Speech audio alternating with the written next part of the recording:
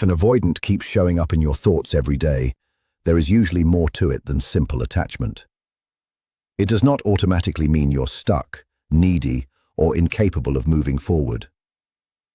When someone remains present in your mind day after day, when memories surface unexpectedly or their presence lingers in quiet moments, it often points to a connection that left something unfinished. Something about it still feels unresolved. And if they're constantly on your mind, there is a strong chance the connection still exists somewhere within them as well. Avoidants are often misunderstood as people who don't feel deeply. But that isn't true. They do feel. The difference is that their emotions tend to stay buried beneath layers of protection. Instead of processing feelings in the moment, they often deal with them much later, when life becomes quieter and distractions no longer drown everything out. When they're alone with their thoughts, memories have a way of returning. One thing they may be experiencing is an ongoing struggle with emotions they never learned how to manage. For many avoidants, closeness can feel overwhelming. When a relationship becomes emotionally significant, their instinct is often to step back rather than move closer. Not because the connection means nothing, but because it means too much. If the two of you shared genuine emotional intimacy, that bond didn't simply disappear when they created distance. More often, the depth of the connection activated fears they weren't prepared to face. While you think about them, they may also find themselves remembering certain moments unexpectedly. A conversation, a glance, the feeling of being understood without having to explain everything. The difference is that they usually push those thoughts away as quickly as they arrive. They throw themselves into routines, responsibilities, and distractions. They convince themselves that creating distance was the right decision. But suppressing emotions is not the same as resolving them. Feelings that are buried tend to wait beneath the surface until something brings them back. Every time your absence becomes noticeable, those emotions can quietly return. They may never say anything about it. They may never reach out. But internally, they can be carrying an emotional weight they haven't fully confronted. Another thing happening is that your silence is speaking louder than you realize. When you stop initiating conversations, checking in, or pursuing the connection, it changes the dynamic. Many avoidants grow comfortable knowing someone is consistently there, even if they rarely acknowledge it. That sense of certainty becomes part of their emotional landscape. At first, your absence may feel like relief, more space, more control. But over time, a different feeling often emerges. They start wondering. They begin noticing what is missing.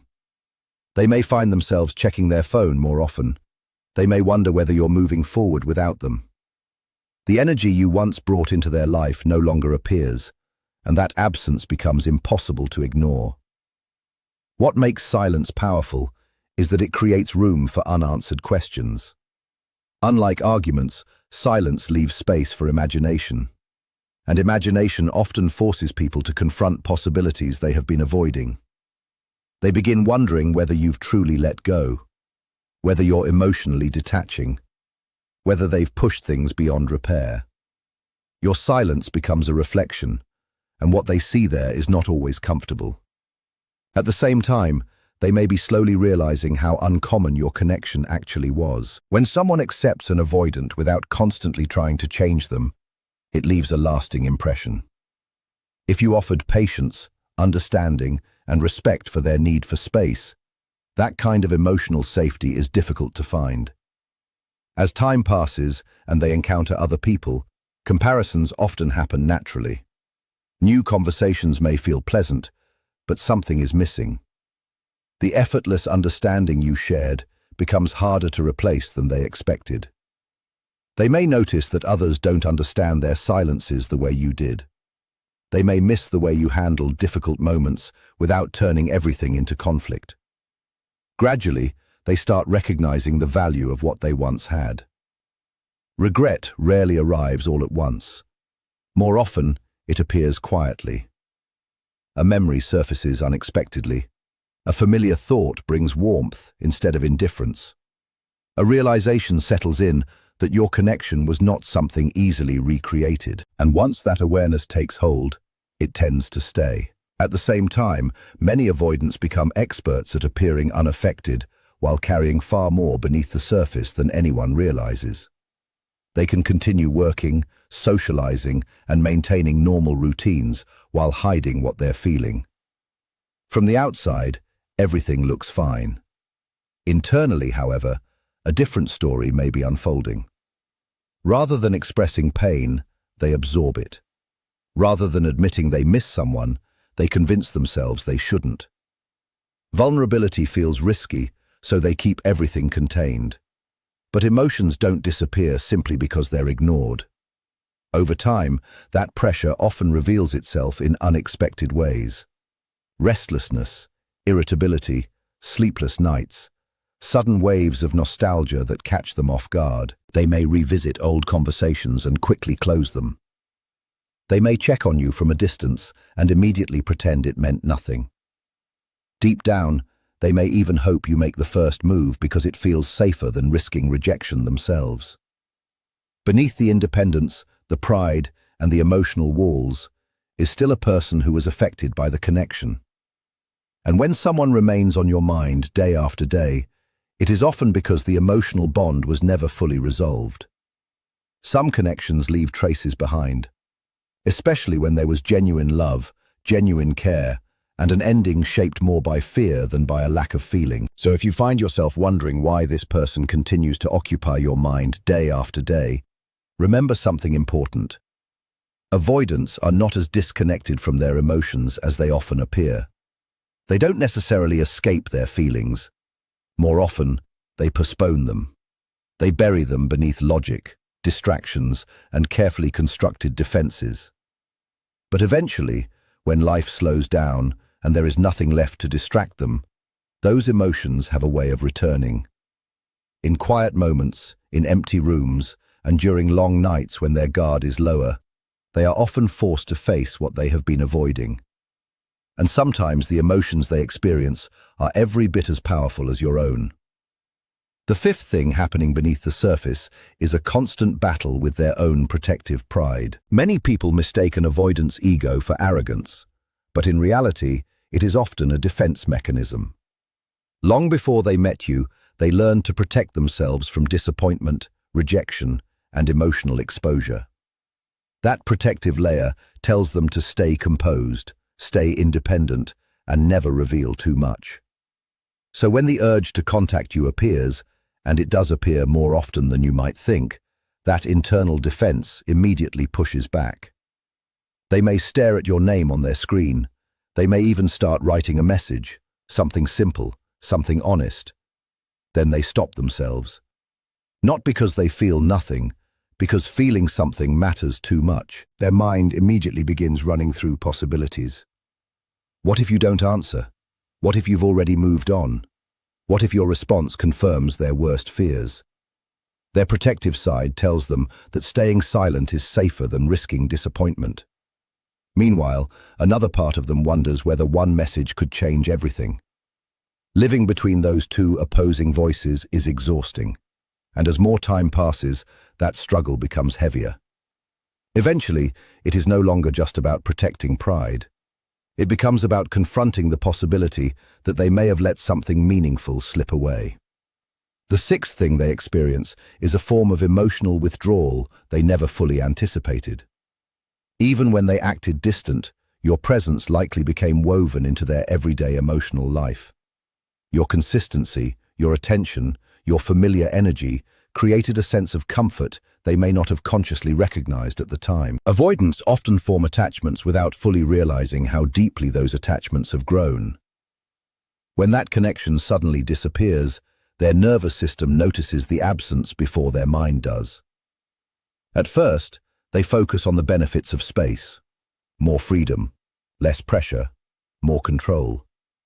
But gradually, an emptiness begins to emerge. Certain routines trigger memories. Specific times of day remind them of conversations you used to have. A song, a joke, or a familiar place unexpectedly brings you back into their thoughts. This kind of withdrawal rarely looks dramatic from the outside. Instead, it appears as a lingering restlessness, a feeling that something is missing. Checking a phone without any real reason, feeling unsettled while struggling to explain why. They often try to fill that gap with distractions, new people, or a busier schedule. But meaningful emotional bonds cannot simply be replaced overnight. And when they begin realizing that the comfort they found with you is not easily recreated, a quiet sense of longing starts to grow. The seventh thing happening is that they begin questioning themselves in ways they once avoided. Although avoidants tend to resist vulnerability, they are capable of deep reflection. Given enough time and enough silence, many begin revisiting situations they previously dismissed. They start wondering whether they created distance too quickly. They question whether your needs were truly unreasonable or whether they simply struggled to meet them. They ask themselves whether they confuse genuine closeness with pressure and intimacy with loss of freedom. These thoughts often surface when no one else is around.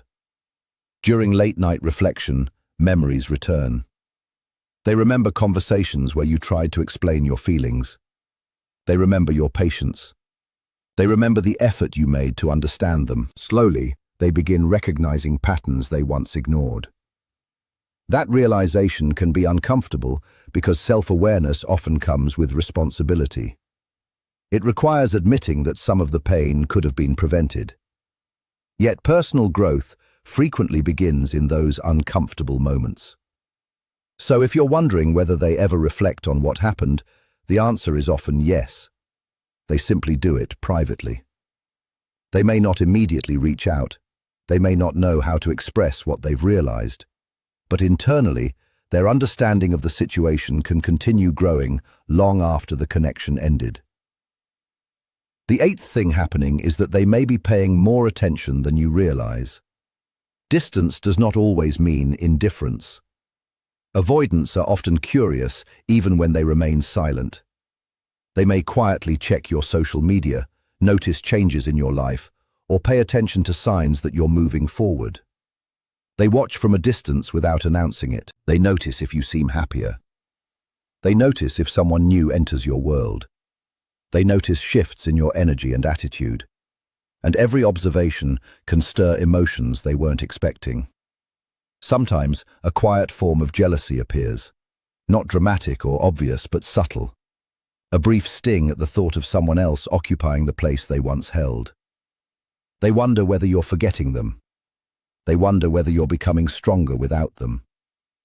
Most of all, they begin confronting a realization that feels deeply unsettling. You may no longer need them. Many avoidants feel secure when they believe a connection will always remain available. But when they see you growing, healing, and continuing forward without them, something changes internally. For the first time, they begin feeling replaceable, and that realization can affect them far more than they would ever admit, because deep down, losing you was never what they truly wanted. They simply struggled to maintain the connection in a healthy way. The ninth thing happening is that delayed emotions finally begin catching up with them. Many avoidants initially experience relief after creating distance. The intensity is gone. The pressure feels reduced. Everything seems easier. But emotions rarely follow the timeline they expect. Weeks later, and sometimes months later, feelings they thought were gone begin resurfacing. Longing slowly takes the place of relief. It often comes in sudden waves. A memory that feels heavier than it used to, a dream that pulls you back so vividly it lingers after waking. A smell, a place, a random moment that unexpectedly brings you back to them. And when delayed emotions finally surface, they rarely arrive gently. They tend to hit all at once. That's why regret can feel so intense. It wasn't processed little by little. It was stored and avoided. And in that moment, reality becomes clearer for them. They begin to understand you were never just another passing option. You were someone who genuinely cared, someone who stayed longer than most would have. Someone who looked past the walls they built and still chose to stay close. That realization doesn't just sit quietly in their mind. It can shake them more deeply than any conflict ever did. Then comes something even more subtle, the 10th shift. A quiet awareness that the bond may not actually be finished, even without contact. Even with distance, even with pride standing between both sides. Emotional connections don't simply disappear when communication stops. So if you're still thinking about them every day, still feeling their presence in your thoughts, it often reflects something that was felt on both sides. Avoidant individuals sense this too. They may not frame it in dramatic or romantic terms, but they feel the unfinished nature of it. They replay alternative versions of events in their mind. What if they had stayed calmer, communicated better, not pulled away so quickly? In those reflections, something begins to shift internally. They slowly start to realize that love was never the problem. Fear was. And while you might be sitting with questions, longing, or confusion, they may be sitting with their own mix of pride, hesitation, curiosity, regret, and delayed realization, all colliding quietly beneath the surface. Avoidants are not without emotion. They are often overwhelmed by how strongly they feel it, which is why they suppress it in the first place. But suppression doesn't erase anything. It only delays the understanding of it. Over time, something deeper starts to emerge. The 11th shift is not just missing you, but missing the emotional grounding you once provided. You may not have realized it at the time, but your presence created a kind of emotional stability for them. You gave them space without pressure. You offered patience without demands. You understood their silences instead of forcing them to explain everything immediately. For someone who is used to protecting themselves emotionally, that kind of environment feels rare. And once it's gone, they don't just feel your absence, they feel the absence of that stability. They may not define it clearly, but they sense it as being unsettled, slightly off balance, less emotionally anchored than before. Ironically, many only recognize that sense of safety after it disappears. And when that realization sets in, it stays. The 12th shift is the internal struggle to convince themselves they don't need you. This becomes a quiet but exhausting battle. Independence is not just something they prefer, it's something tied to their identity. So when emotions start surfacing, their instinct is to push back harder. They throw themselves into work, routines, distractions, anything that reinforces control. They repeat to themselves that they're fine, that they're better off, that they don't rely on anyone. But beneath that surface, feelings continue to exist. They might scroll past your name and feel a brief pause. Hear a memory in a song and quickly switch it off. Experience a quiet moment of loneliness they don't know how to name. It's not absence of feeling, it's resistance to it. And over time, that resistance becomes tiring. Because deep down, a part of them begins to understand that missing someone was never weakness, it was proof of connection. The 13th shift is fear, but not fear of you. Fear of what you are becoming without them. When you stop chasing, when your tone changes, when your emotional reactions soften, they notice. Even if they never acknowledge it, they can sense when your attachment is no longer as intense as it once was. And that change creates uncertainty. They begin imagining you healing, moving forward, becoming emotionally independent in a way that no longer revolves around them. And suddenly, the dynamic they once understood starts to shift. What once felt like emotional security begins to feel less certain. They start questioning whether they still hold the same place in your inner world, whether they can return whenever they choose, whether time has quietly moved you beyond them. That possibility creates a discomfort they don't easily admit, because it challenges the belief that they always have control over distance. The 14th shift is the soft rewriting of memory. With distance, the mind naturally edits the past. The tension fades, the arguments lose their sharpness. What remains are the moments that felt warm, safe, and real.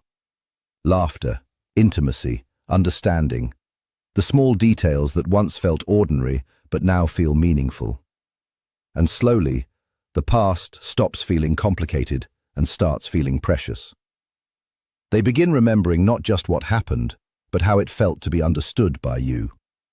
And as time passes, that version of the past becomes easier to return to than the present they created without you. They may replay the way you looked at them when they allowed themselves to open up, even slightly. The way you held their hand, supported them without conditions. And nostalgia doesn't just bring you back, it brings back who they were when they were with you. Sometimes they realize they felt more understood, more connected, more emotionally alive than they admitted at the time. That's when the "what if" thoughts begin. What if they communicated better? What if they were braver? What if they stayed instead of pulling away? These thoughts don't pass quickly, they linger. And even if they never say it, part of them wonders what things would look like if they had another chance.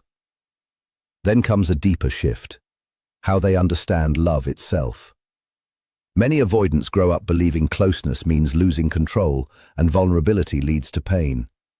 But meeting someone who doesn't pressure, doesn't force, and doesn't trap them challenges that belief. Even if they ran or distanced themselves, something stayed.